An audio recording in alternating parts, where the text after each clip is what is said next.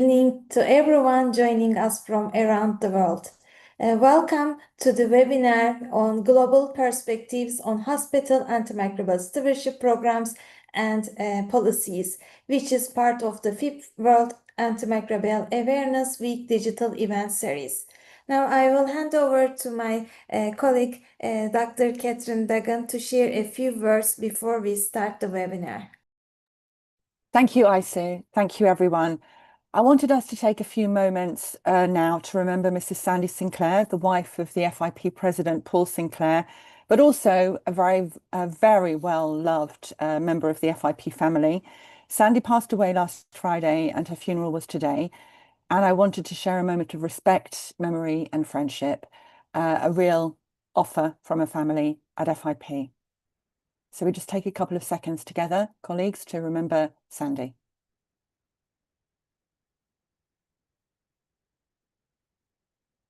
Thank you, Aysu.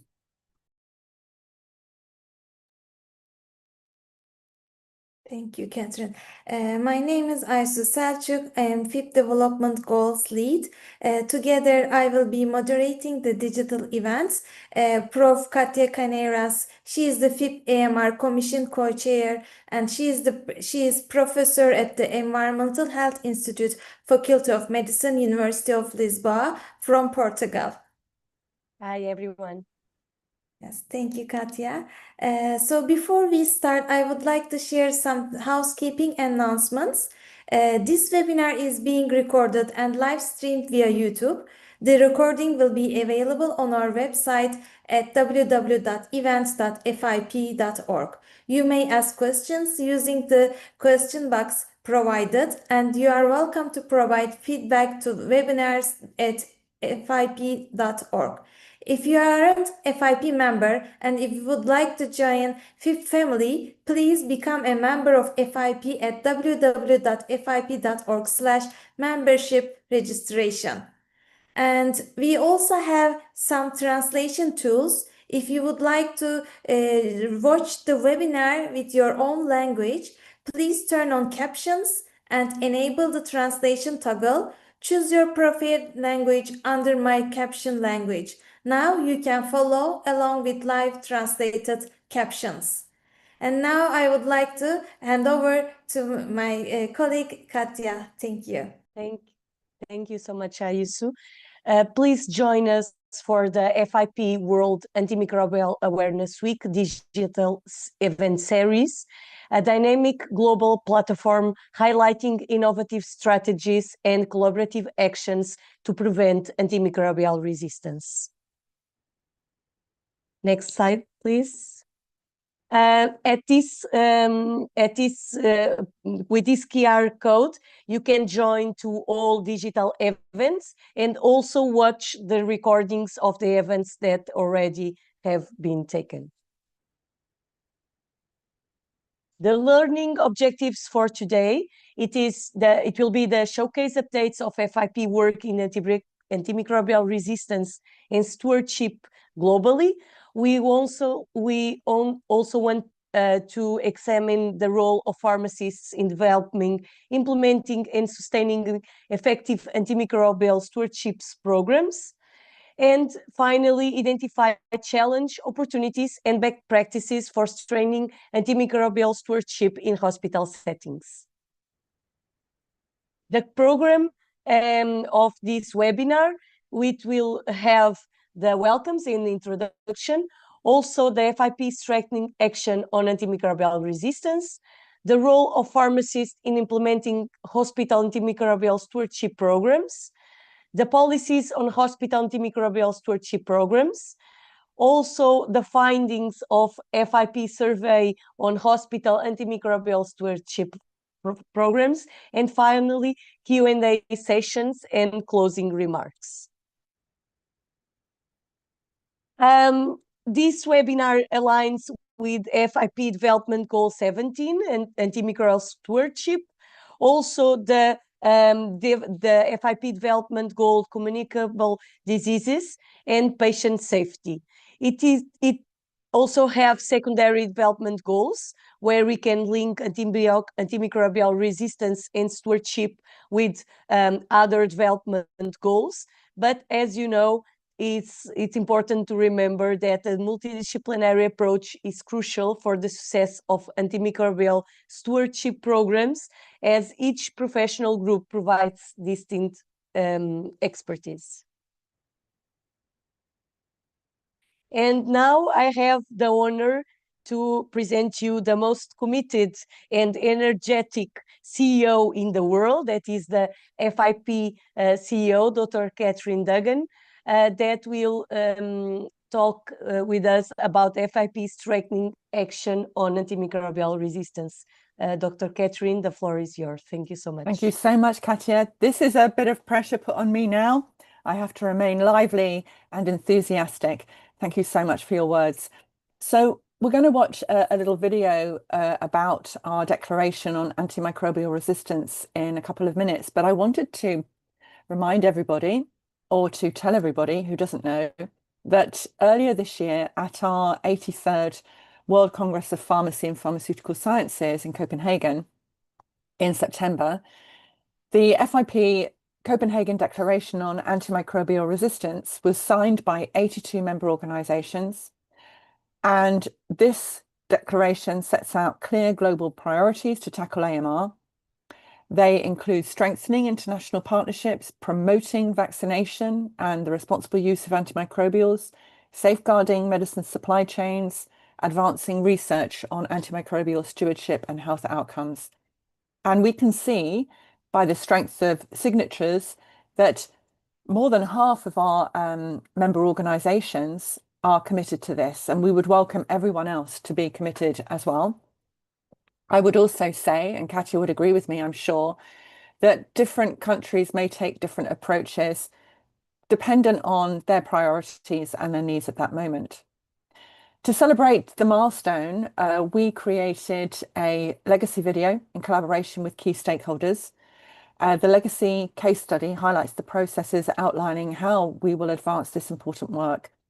And it's one thing to get everybody enthusiastic to sign a declaration, but quite the next to make sure that we move from rhetoric to action to reality.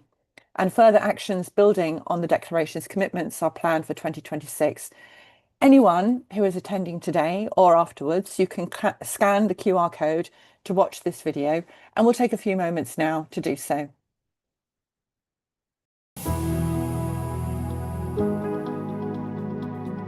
According to WHO, AMR is one of the most serious health threats in the modern world. AMR, or antimicrobial resistance, is when bacteria are getting resistance against antibiotics. That means that we as doctors cannot treat infections caused by these bacteria. Worldwide, AMR is causing more than 1 million deaths directly related to infections with resistant bacteria every single year. And between now and 2050, it is projected that more than 39 million people will die from AMR. We are delighted to be here in Copenhagen to celebrate the 83rd Global Congress of Pharmacy and Pharmaceutical Sciences. And what a great opportunity in Copenhagen, in partnership with wonderful Copenhagen, to address the thorny issue of antimicrobial resistance. The FIP Copenhagen Declaration on Antimicrobial Resistance offers us an opportunity to engage, mobilize, and amplify the voices of our member organizations across the globe, to take this declaration home, for them to implement it in their countries, and for FIP to support them and stand shoulder to shoulder as we fight AMR. We are signing AMR declaration because that gives a very strong message that we need to work in the area of antimicrobial resistance in future, and our signing the declaration also shows our commitment towards AMR. When we go back home after signing the AMR declaration, one of the first things that we would like to take up through Indian Pharmaceutical Association is the stronger advocacy with the government for regulating the antimicrobial use or enforcing strictly the existing laws around antimicrobials. WHO is very pleased to work with FIP to reach out to pharmacists to strengthen health system and have a solid response to AMR. And we expect mostly 3 actions. Number 1, securing access to all the antimicrobials that people need. Number 2, improving use along with the AWARE classification so that we prevent antimicrobial resistance. And third, document the use and quantify the use so that we can base policies on the base of data. With the FIP Copenhagen AMR Declaration, we will mobilize all our countries, all our member organizations, with a strategic plan to take us through to 2030, so that what we do in nations and globally will ensure that AMR will be solved for the generations to come.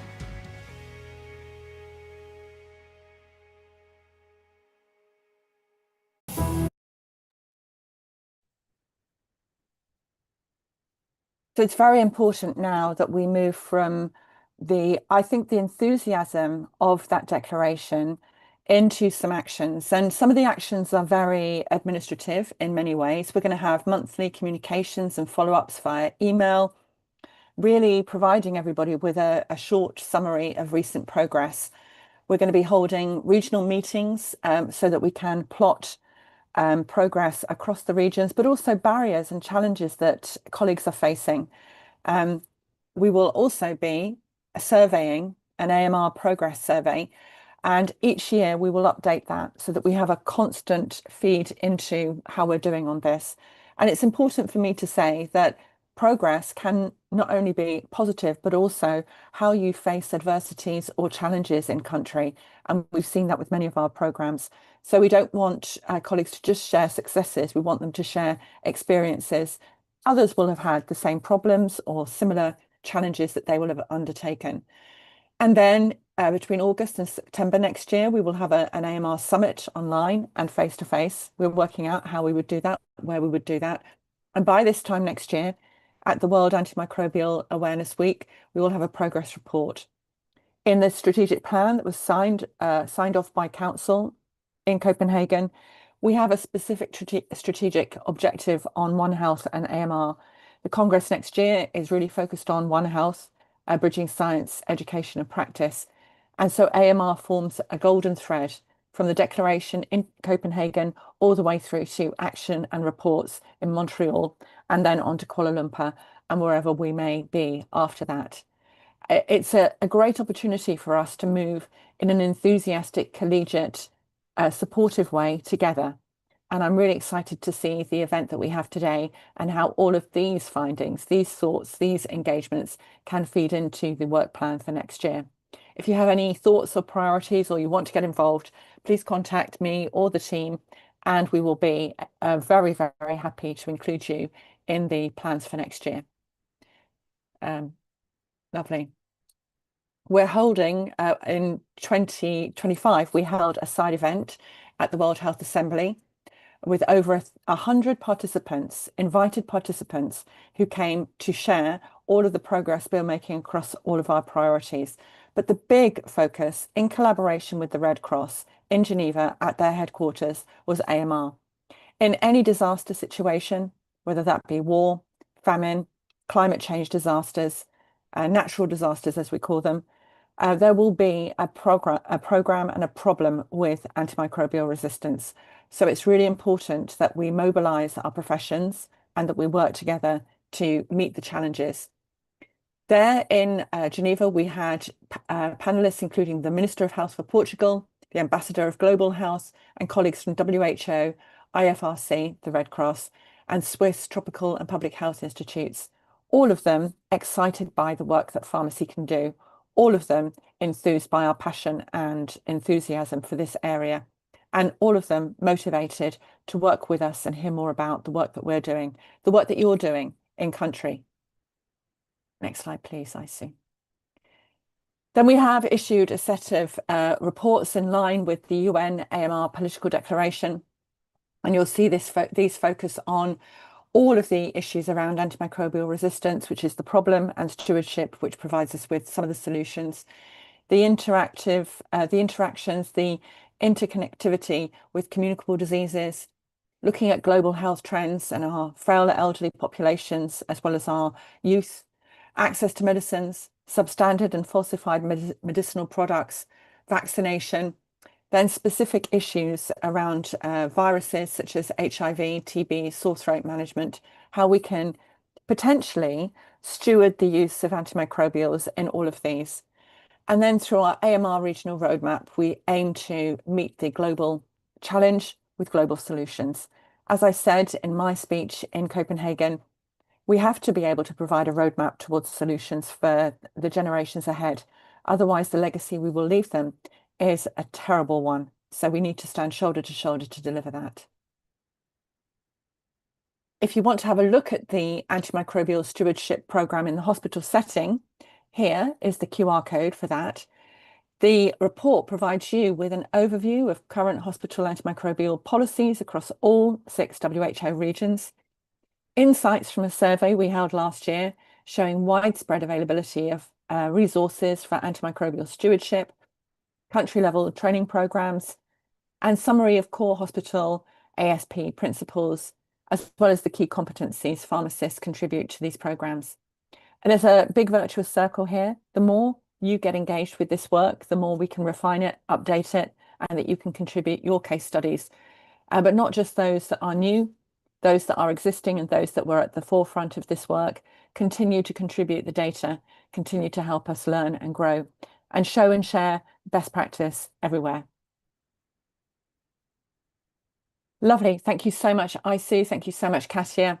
I'm listening with great enthusiasm. Thanks a million. Thank you so much, Catherine. And now we will move forward with our invited speaker, Professor Sakeena from Sri Lanka, that will talk about role of pharmacists in implementing hospital ASPs. So please, Sakeena.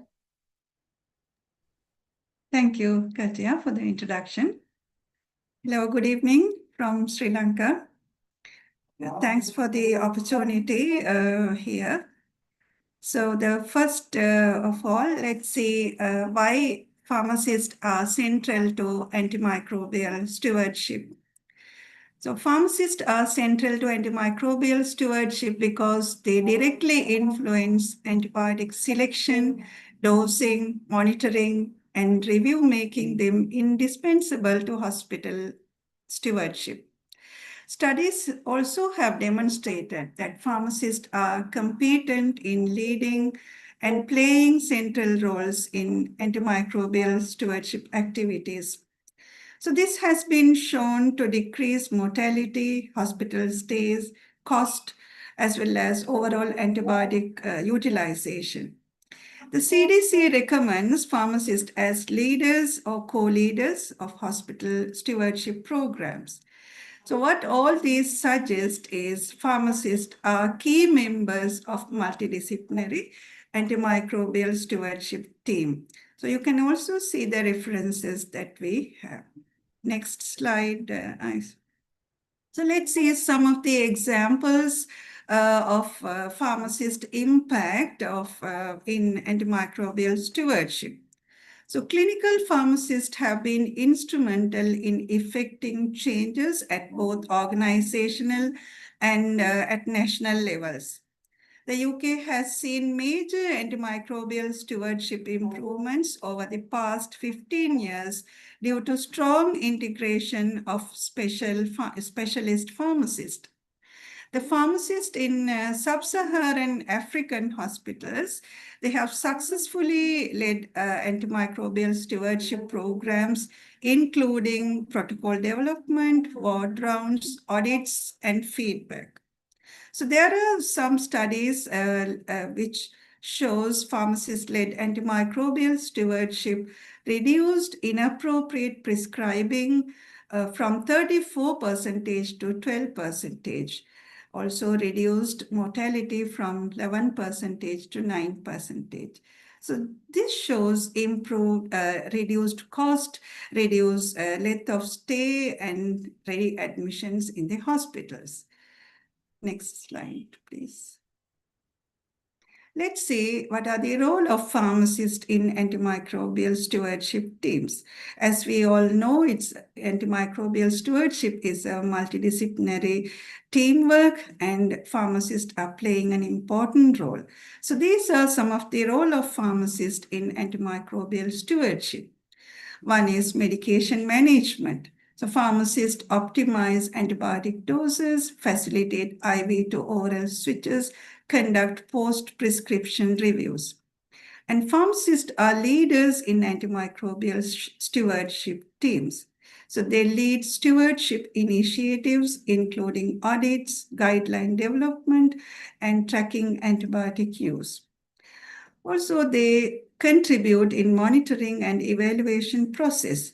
They monitor antibiotic consumption and resistant patterns, provide feedback to prescribers and hospital management. This is a collaborative work, and they are part of this collaboration. So pharmacists play an important role as they coordinate with prescribers, infectious disease physicians, and support infection prevention and stewardship efforts. Further, they also contribute as educationists. They try to educate patients and other healthcare staff members in the AMS team. Next slide, please.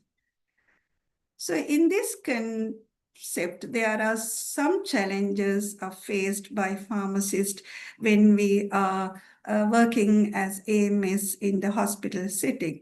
So this can be more at global level. These findings are showing these challenges at global level faced by pharmacists. So they often they face the prescribing challenge, which limit their influence in decision making. They also encounter interprofessional tensions that can affect collaboration with prescribers and other healthcare staff. So pharmacists work with, most of the time, they work with limited staffing, funding, and access to diagnostic or stewardship tools. So this is another challenge. And balancing the heavy workload while leading education, audits, and other stewardship initiatives also faced by pharmacists, those who are contributing to AMS. Next slide, please. So let's see how AMS, antimicrobial stewardship programs, can be strengthened by pharmacist-led. So these are 4 areas how we can strengthen pharmacist-led AMS programs, and if we can address by identify the key areas for support. One is training, then collaboration, policy and development, funding. So when we take training, pharmacists are most effective in stewardship roles when they receive specialized AMS training. In collaboration, pharmacists are more effective when they work as a team with prescribers and other multidisciplinary healthcare professionals. When it comes to policy and leadership, empower pharmacists with clear AMS policies which can protect time and institutional support. Funding, which is the most crucial thing in the most of these settings globally. So there is funding, sufficient resources are needed to support AMS. Therefore, allocating resources to sustain pharmacist-led AMS programs are crucial. So all these identified 4 areas. By strengthening these key 4 areas, we can strengthen antimicrobial stewardship programs. Next slide, please. So these are the take-home messages from my talk. Pharmacists are indispensable to effective antimicrobial stewardships, and their impact is strongest when they are well-trained and fully supported. Establishing dedicated pharmacist roles in AMS and strengthening collaborative relationships remain critical for improving stewardship efforts. Sustained funding, adequate staffing, and leadership support are essential to maintain and enhance pharmacist-led AMS activities. Those are my key takeaways, and thank you very much for listening. Thank you so much, Sakeena. And now we'll have Dr. Luna ElBizri from Lebanon that will talk about policies on hospital antimicrobial stewardship programs. So, Dr. Luna, it's a pleasure to have you here. The floor is yours. Thank you so much, Catia. And I'm going to talk today about an overview of ASP's policies. Why we are talking today about policies, since we've talked about pharmacists with Dr. Sakeena, because as you know very well that policies and implementations of policies provide a structural framework that hospitals need really to design effective ASPs, to allocate resources, and really to monitor outcomes. What is the situations? You have to know that when you implement good policies, it is one of the most cost-effective strategies to ensure appropriate antimicrobial use and limit the adverse impact of AMR. What is the situation across the regions? Well, it differs from one area to another. How and why, what policies they will choose. They can rely on national guidelines and action plans, accreditation and regulatory frameworks, and we're going to see that later on. High-income regions put the pharmacist at the center of ASPs, and this is very positive. But unfortunately, in some low-income regions, this is not happening. But even in these high-income countries, institutional support, specifically financial support, funding, as Dr. Sakeena have said, remains a key component for ASP success. Next slide, please. So what are these policies, mandates, and accreditation that are required? In several countries, these countries have adopted the national action plans. For instance, in my country, Lebanon, a low middle income country, we do have a national action plan that we call Antimicrobial National Action Plan to address AMR. But unfortunately, the implementation varies due to resource availability, and this is what is happening in Lebanon, because sometimes the government, the Ministry of Public Health, will prioritize how this funding must be allocated, how these resources are allocated. So, for instance, in Lebanon, we did have this conflict and wars, and the money went to shortage of medicines. So we cared about medicines, about emergency preparedness and response and others, while AMR, unfortunately, was not put as a priority. So policies commonly require development of ASP structures and leadership, formal reporting lines and documentation, because it's very important to document the susceptibility of testing, the antibiotics and antimicrobial use, and many other surveillance parts, especially, and this is seen especially at the level of the European Union and the economic European assistant regions, which are 30 countries. Other countries, such as the States and Canada, they link the ASPs to accreditations, and this ensures compliance. Even in Lebanon, we are linking at the level of the hospital the accreditations given by the Ministry of Public Health to ASP. And the same as we are seeing in the States, how they incentivized the ASP implementation by setting it as a requirement. Unfortunately, in Lebanon, it's not a requirement for health insurance reimbursement for their programs such as Medicare and Medicard. I can tell you about my country. So the Ministry of Public Health has linked gaining more points during the accreditation process and review to the establishment of an ASP program at the level of the hospital. And if you lose lots of points, the Ministry of Public Health will stop the contract between the hospital and the ministry. And of course, the hospital will care not to lose this contract, because losing a contract meaning losing a lot of patients.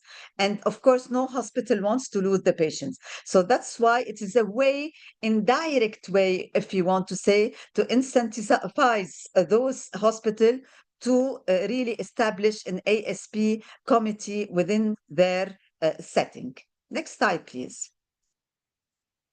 So what are the guidelines and the prescribing regulations that are adopted within different countries, and how it is implemented? So first of all, for instance, in Southeast Asia, they use national regulations such as the WHO Practical Low Middle Income Country Stewardship Toolkit. It is a step-by-step toolkit helping these low middle income countries to really implement an ASP within their hospital. Or the AWARE framework. Just a kind reminder, what is AWARE framework? It is a WHO framework that is dividing the antibiotic into 3 categories: the access, the watch, and the reserve. And so the prescriber will know which antibiotic to use for which indication and in which case, and the duration, all these helpful guidance. So some countries adopted this way. Other countries had put some hospital policies, for instance, a pre-authorization and documentations of indications for antibiotic orders. And this is, for instance, happening in my country and in many countries in the Eastern Mediterranean region, as well as in the American regions.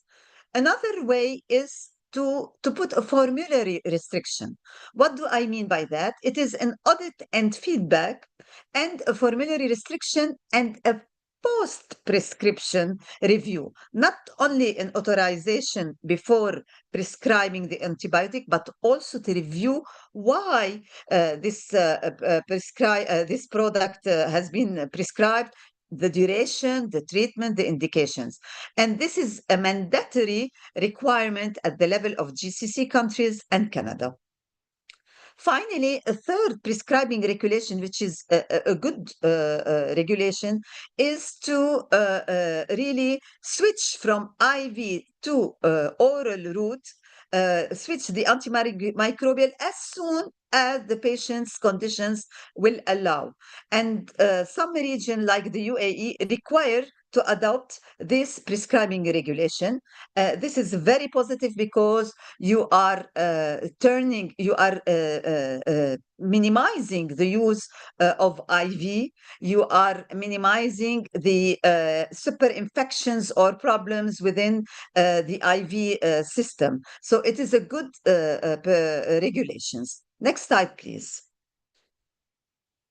So what about governance, workforce, and infrastructure support? These are pillars for the success of ASPs.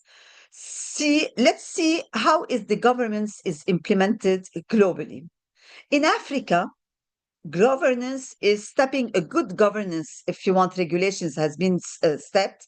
46 African countries adopted in the National Action Plan, and this has led to almost 83% in each of their hospital to have an AMS committees. Even some hospitals have also a drug and therapeutic committees or infection control committees. What about the people involved in AMS? These are important because these are resources that are important when we are implementing ASPs. So the requirements vary from country to another. In the States, for instance, Saudi Arabia and Germany, the presence of pharmacists is formally included. They are required to have a pharmacist, and this is very positive. While unfortunately in other countries, they rely more on infectious diseases physicians or microbiologists.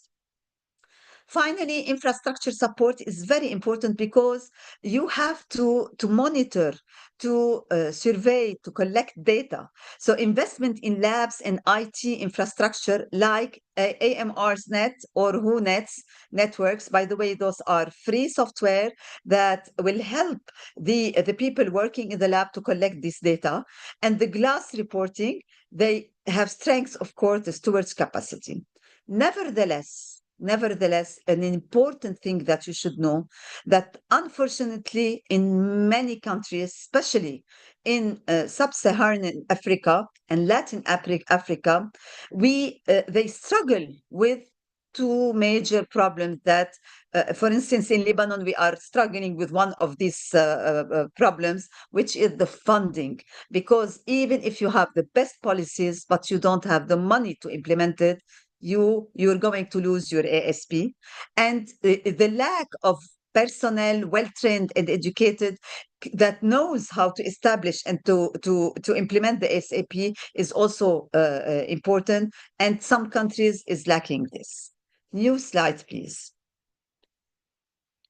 So in an overview, what are the implementation challenges and policy gaps? First of all, many countries can put the policies. They can start the policies, but unfortunately, due to lack of monitoring and enforcement mechanism, they will not continue their ASPs program. And this is seen and observed in regions like Eastern Europe, the MENA, and parts of Africa. Another thing, as I've told you, that even you have the willingness, if you don't have a good infrastructure, you will lose your ASP. For instance, in some hospitals in low middle income countries, we have a limited diagnostic, a weak infection prevention and control systems, and poor surveillance capacity. And as I have said before, and I'm repeating this because it's very important, the resource allocation, the human and material allocations, the resources. If you don't have this, if you have a lack in this, you will lose your ASP. And finally, the pharmacists contribute significantly to stewardship, but sometimes unfortunately, they are just observer. They are a passive observer in the policy settings, and they are not included as active member of these ASPs. And we can see that, unfortunately, across Europe, Eastern Mediterranean region, and Asia. Next slide, please. So what are your take-home messages? Pharmacists are key. They are central to stewardship. Unfortunately, many policies till now do not fully mandate or integrate their roles. High-income countries enforce ASP through different methods, such as accreditation, reimbursement, but many low-income countries, unfortunately, have numerous caps. The stewardship guidelines, the aware alignment, and documentation standards are gradually becoming a common policy requirement. Finally, stronger governance, good management, and sustainable funding is essential for better policy implementation. Thank you very much. Thank you very much, Luna, for your brilliant presentation. And now, finally, we'll have Dr. Laurel Legenza from USA that will speak about the findings from the FIP survey. Laurel, the floor is yours. Thank you so much. Thank you, Catia. I'm honored today to provide more details to you about the results of our global survey. So we conducted a survey in 2024 about antimicrobial stewardship resource availability, training needs, and the establishment of the core elements of antimicrobial stewardship across regions. This was a partnership between the University of Wisconsin and FIP, and some of you on the call today may have participated. We were thrilled to hear from 583 respondents from all 6 World Health Organization regions. And a lot of you were working in academic or teaching hospitals. Next slide. Pharmacy leadership within ASPs is strong.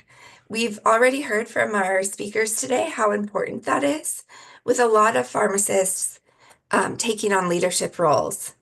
And many pharmacists have already received antimicrobial stewardship training.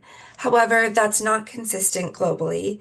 And what we see is that in some areas where resources are limited, there may be less training and also less dedicated antimicrobial stewardship positions. And that aligns with, unfortunately, less dedicated funding for stewardship, especially in the Africa's region. Next slide. When we look at pharmacist involvement in stewardship programs, what we see is that pharmacist involvement is over 80% in many hospitals globally, and there's good collaboration between pharmacists and the ASP teams. AMS responsibilities are formally included in pharmacist job roles in 69% of hospitals, though this varies widely from as low as 25% to as high to 85%. And this really identifies a gap where in some regions there could be more clear dedication of pharmacist roles in the stewardship space. Next slide. When we looked at core AMS tools and practices, what we found was that hospitals commonly document indications at about 67%, but also some room for improvement. Same with the use of pre-authorization. We found that audit and feedback, ward rounds, and post-prescription reviews are widely implemented in high-resource regions, with opportunities to adapt these practices in more low-resource settings. In addition, antimicrobial order forms are also common in Eastern Mediterranean and Americas regions. Next slide. When we looked at guidelines, diagnostics, and surveillance, we found that national infectious disease treatment guidelines are widely available in about 80% of our countries participating, and adherence to these guidelines is relatively high. There's a gap in the use of antibiograms and their availability across regions, and despite these strengths, implementation of diagnostic guidelines remains inconsistent, with notable gaps observed in European, African, and the Eastern Mediterranean regions. Next slide. So some areas for improvement. We know that formal AMS education or provider training is especially needed in African and European regions, that automatic stop orders are a major need in European and Eastern Mediterranean regions. And we've already heard a lot about how funding remains a major challenge, especially in low to middle income country hospitals. Diagnostic, monitoring, and IPC practices also have areas for improvement. Next slide. Some challenges in implementing hospital-based antimicrobial stewardship programs include the lack of trained personnel and resources, limited availability of real-time surveillance data, and inconsistent enforcement of antimicrobial prescribing guidelines. Next slide.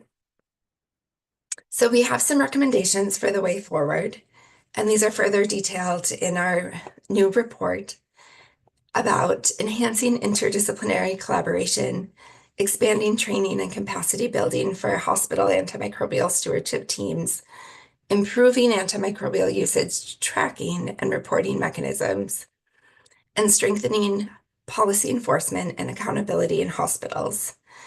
And we heard already today about the AWARE framework and other policy frameworks, but strengthening antimicrobial stewardship programs requires more than policy frameworks.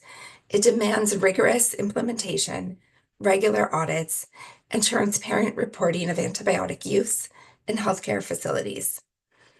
Next slide.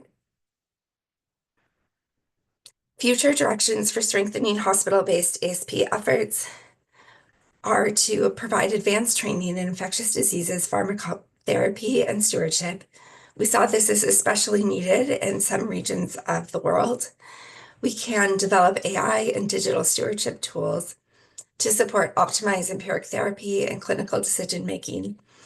embed antimicrobial stewardship principles into medical, pharmacy, and nursing curricula, and reinforce them through post-licensure continuing professional development, and incorporate antimicrobial stewardship outcomes into hospital quality and safety frameworks with regular assessment of key indicators. Next slide. So we welcome your questions, and please use the Q&A tool. Thank you so much, Laurel. So as Laurel say, we are expecting your questions on the Q&A. So I will start for 2 questions that we already have there. And I appreciate if all speakers can open the video in order to have you all here. It's okay, thank you. So we have one question that is, many Asian countries, like Japan, grapple with aging populations facing high polypharmacy and AMR risks. So from your global experience, what strategies have proven effective for integrating antimicrobial stewardship programs with these prescribing initiatives in elderly patients to minimize unnecessary antibiotic use and improve outcomes? So we can start with Sakeena, please. You have to unmute, please, Sakeena. Thank you. That's an important question. I think not only in Asian countries, it is at global level with polypharmacy and elderly. So there are challenges, isn't it? And top of that, antimicrobial resistance. So de-prescribing could be a good suggestion, but when it comes to important treatment for antimicrobial resistance, it is not a good choice. So it is always needed the approach to multidisciplinary aspect. I think it needed the individual patient should be assessed appropriately and the decision should be taken. So that is from my experience, from my research experience, I would suggest. Yeah, thank you, Catia. Thank you, Sakeena. Luna, do you want to add? Yeah. Okay, I think first of all, we should do always the exercise of reviewing the polypharmacy of these geriatric people, those elderly, because sometimes they are taking unnecessary medications, and this it's very important to make this continuous review. Number 2, concerning the antibiotics and the elderly, we have to ask ourselves, because sometimes the patients will take the antibiotic for a longer dose, for unnecessary use, and we can help by reducing the use of this antimicrobial by making more testing, for instance, a urine analysis, because old patients generally tends to have more and frequent urine infections, urinary tract infections. So we can rely more on testing these people. So if the antimicrobial or more specifically antibiotic are not necessary, we will reduce this use. Also, it is very important to educate them to understand that polypharmacy is not something good and positive for them, because some people would like to have more supplements. They don't mention these supplements with their medications, with everything. So I think these are some points that are important while we are prescribing and thinking about AMR. Thank you so much, Luna. Laurel? I agree with everything that my co-presenters have said so far, and just want to further echo the polypharmacy. And this is really an opportunity for pharmacists to say we are the experts in medications, and we can review those sometimes very long medication lists. And when we can reduce unnecessary medications, that'll also reduce the risks of drug interactions with any antibiotic that might be appropriate. Thank you. We have also another question that I will connect with one question that I had here. That is, how can pharmacists collaborate more effectively with clinicians to ensure ASP recommendations to ensure that ASP recommendations are implemented consistently. So the question on the Q&A is about specifically about the doses. How can clinical pharmacists learn doses for medicines and which is the role? But I will open the question with this collaboration with clinicians, that there is always a lot of questions about how can we do it more consistently and effective.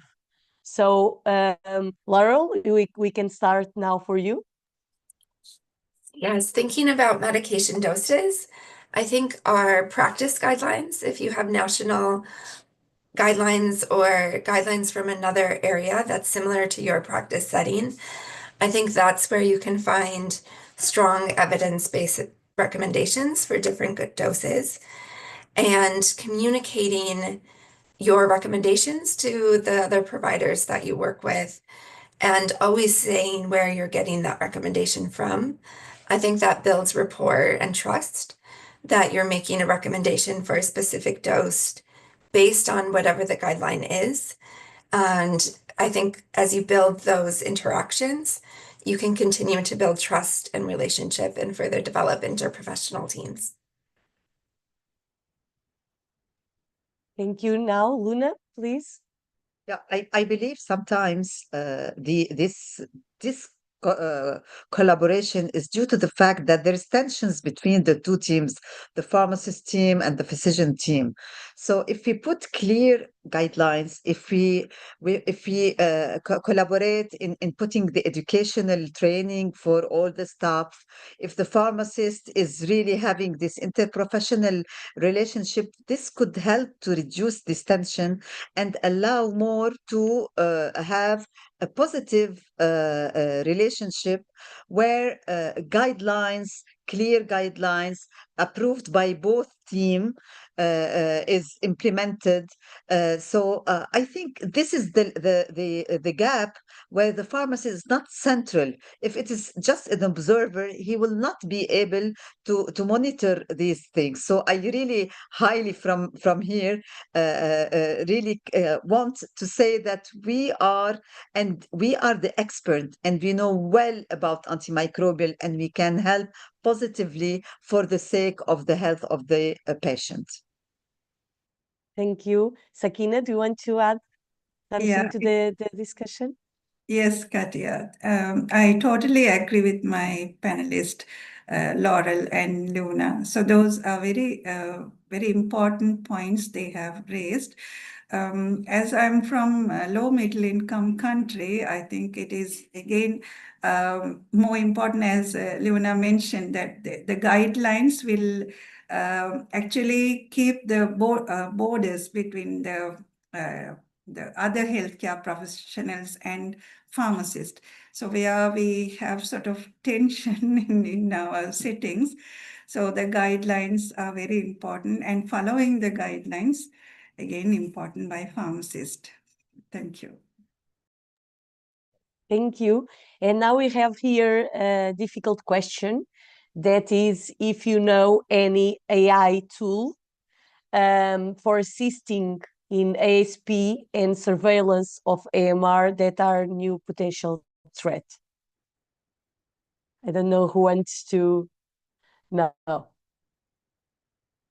So I will say that this can be a challenge for all pharmacists to development a AI tool, but I can speak that, for instance, online, we have the site of CDC and ACDC. They have the surveillance of AMR in all countries that can be a useful tool for all. So I invite you to submit more questions. I don't know, Sakeena, if you will say something. Yes, Catia, there are mobile apps available. I mean, even in any country, even as a low middle income countries, we do have apps, but I'm not aware about AI tools. mobile tools are highly effective and for AMS programs, and they've been used by multidisciplinary healthcare, interprofessional healthcare workers, by doctors, nurses, pharmacists. But this is something new, and it's a good question. I think we have to sort of start working, isn't it? A challenging question. Yeah. Challenging question, exactly. Yeah. Thank you, Sakeena. I have also one question for you. Catia, that I is... think Laurel has changed. Oh, okay. Thank you. Laurel? Yes? I'll add, this is an excellent question, and I think we have all seen how quickly artificial intelligence technologies is evolving. And I think as pharmacists, we're constantly learning new information and evaluating new technologies. So I think this is a really interesting space to continue to watch. Myself, I'm working on developing a clinical decision support tool in my research, but it is not yet publicly available, and I hope that I'll be able to present it at a future time. Thank you, Laurel. And I have also one question here, that is, in your perspective, what policy elements are most critical for ensuring hospital ASPs that are sustainable and effectively monitored? So what policy elements are most critical? Luna, I don't know if you want to... In low middle income countries, the accountability, the transparency are elements that are not always implemented. And this is really a barrier to ASP's successful and sustainable, if you want, implementation. Also, another important part that is a barrier is the education.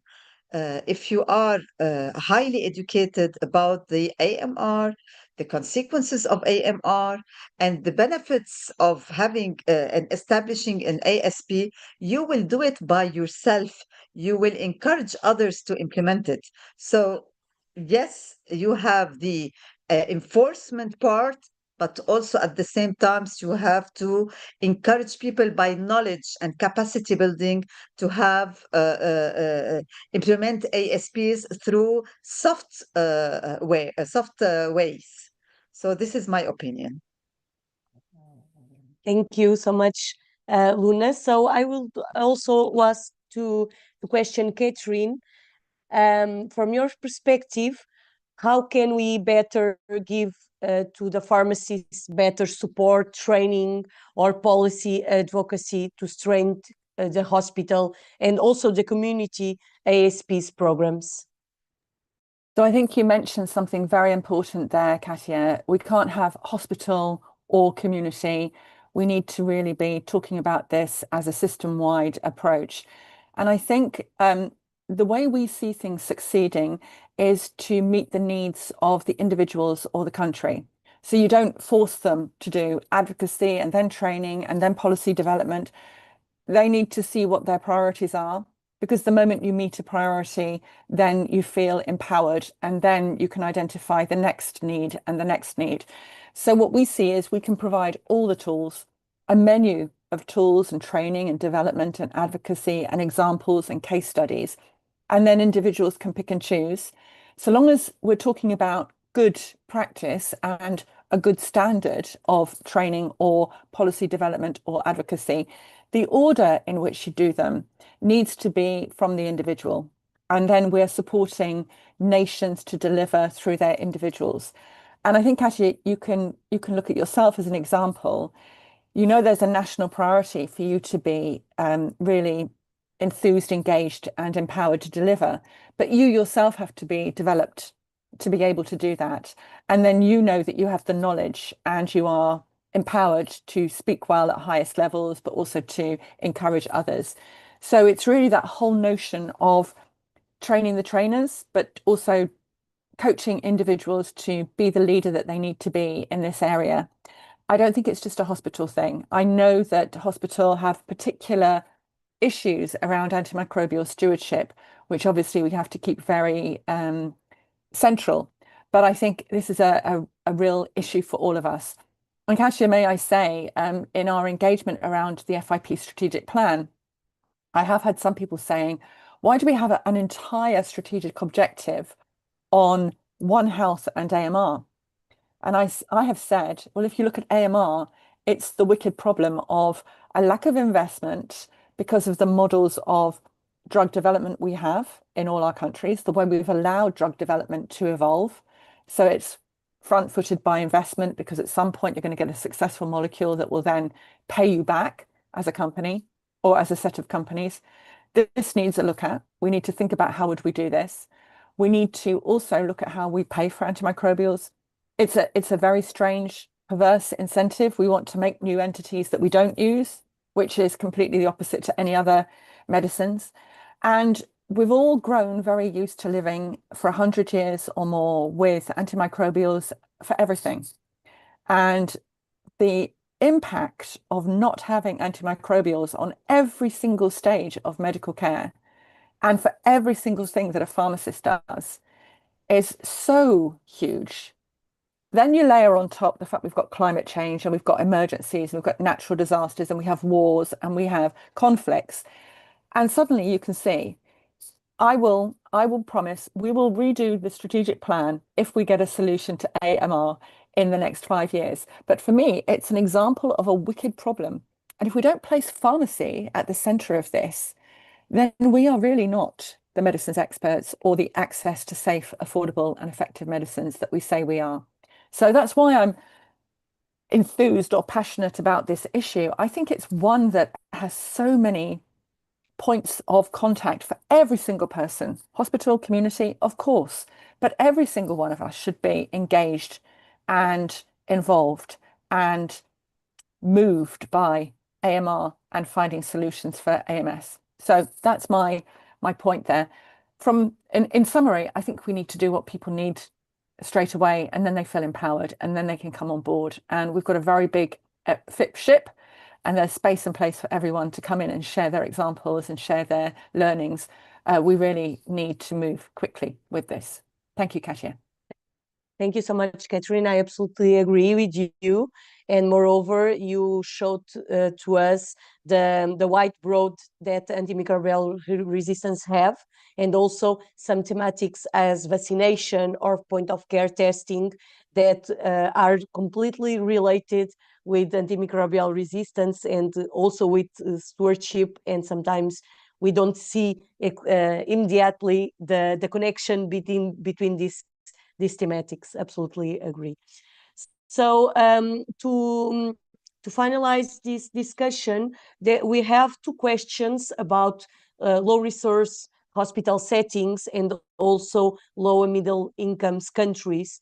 That is, how can we do antimicrobial stewardship programs implementations in these resources countries, and also the technical availability, like antibiograms. If we don't have antimicrobial susceptibility testings, how can we perform effective antimicrobial stewardship programs? So I don't know who wants to ask, how can we give some strategies to improve ASP performance in low resource settings? Laurel, please.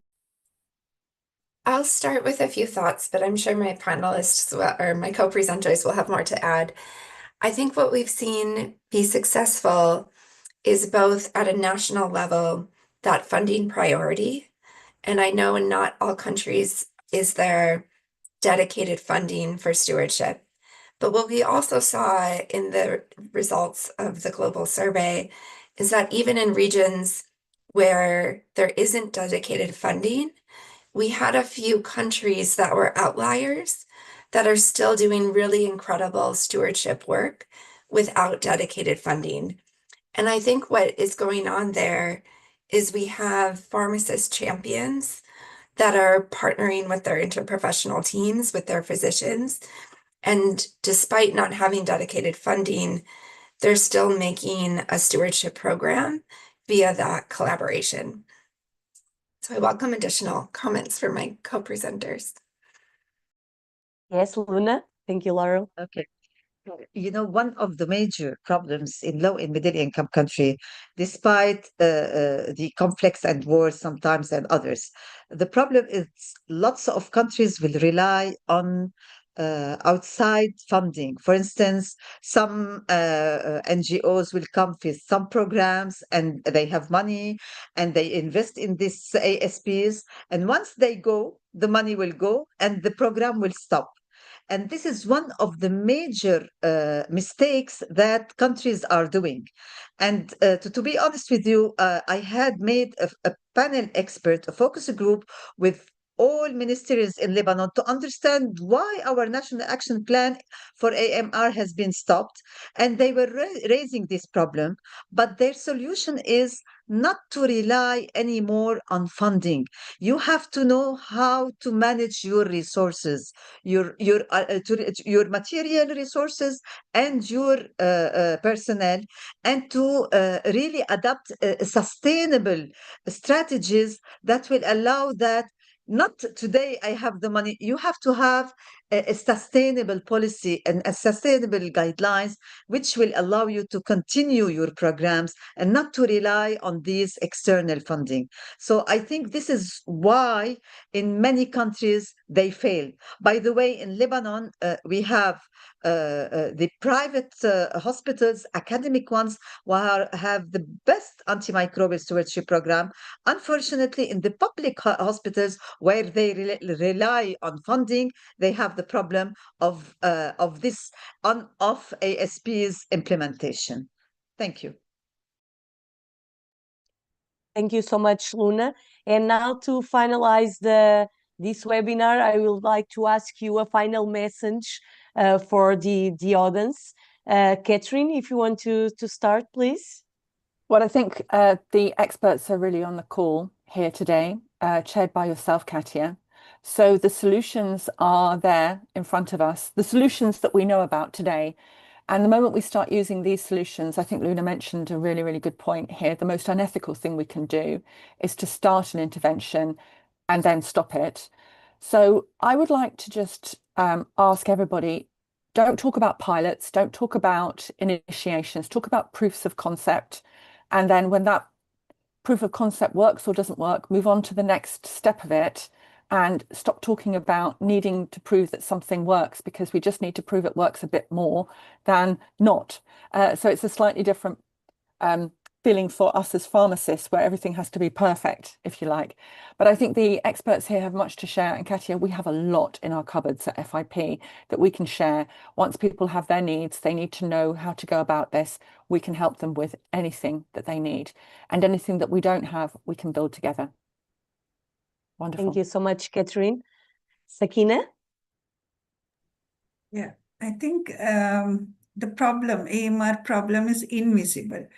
And the problem is not felt by many countries or many people. So in South Asia specifically, it's a huge problem, but it's a silent threat, it's a silent problem. So therefore the concern or the identification and any support provided at national level, it's very low. I totally agree with Dr. Luna, as she mentioned. So we, even South Asian countries, we rely on external funding. So once it stops, we are sort of, okay, done. And how to go, where to move, there are no plans. So this is very crucial thing, because it is not felt, the threat is not felt by many countries. The huge threat is there. Even in South Asia, as many countries, even in Sri Lanka, but the problem is at national level, there are certain initiatives are not taken because they don't prioritize AMR is a national threat. So I think as educationists, as pharmacists, it's our duty to make our politicians, our policy makers to make awareness this is a national silent threat and we need funding, national funding, budget allocation at national level. So not always rely on external funding and international funding. So that's need not only the instrumentation or institutional support, most importantly, training staff members, which is a fair important thing. So that's my message. Yeah, thank you very much. Thank you so much, Sakeena. Laurel?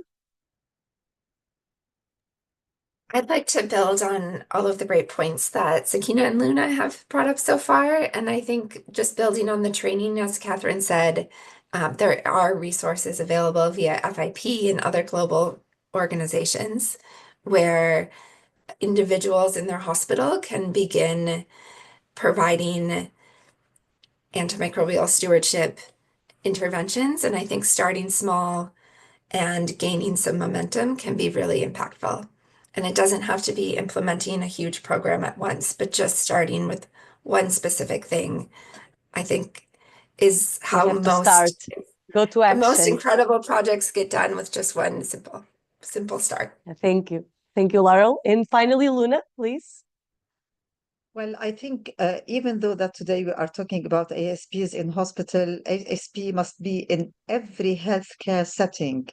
I'm calling my colleagues from the community to implement ASPs in their community pharmacy. I'm calling my colleagues in other healthcare settings to implement it in their healthcare settings. So it starts, like Laurel has said, bite by bite, yes, but also by showing our central and vital role, by calling for interprofessional collaboration and putting guidelines and giving our hands to others and showing that we can do it. And please don't hesitate to ask for help. FIP is really a good source and reference and support for each one of you if you want to start establishing ASPs. Thank you. Thank you so much.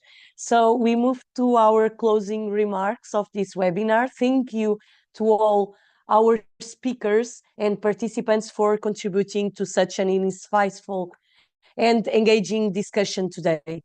Our conversation have highlighted not only the global urgency of preventing antimicrobial resistance, but also the essential role that pharmacists and antimicrobial stewardship programs in all settings play in safeguarding the effectiveness of life-saving treatments.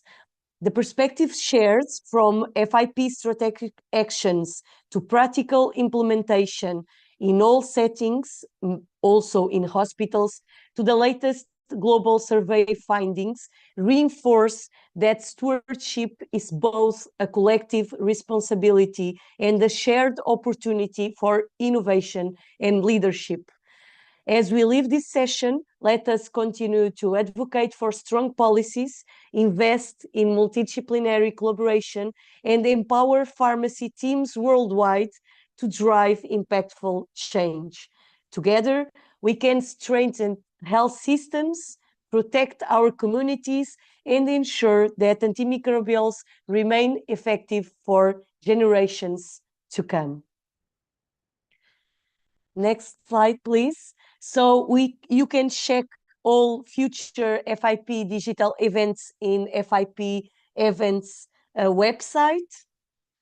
And once again, we invite you all to be present in the next FIP World Congress of Pharmacy and Pharmaceutical Science in Montreal, Canada, in August and September. And we remind you the dates that are important regarding this Congress. So you can present your works. Next slide, please.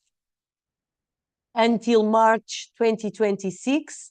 And we have a huge, important moment to share knowledge about the pharmacy thematics. We also show you here the subthemes that we have: integrated health, innovative with purpose, and also collaborating for equity. So once again, Thank you for your commitment, your questions, your engagement, and we look forward to continuing this journey with all of you through FIP ongoing work and future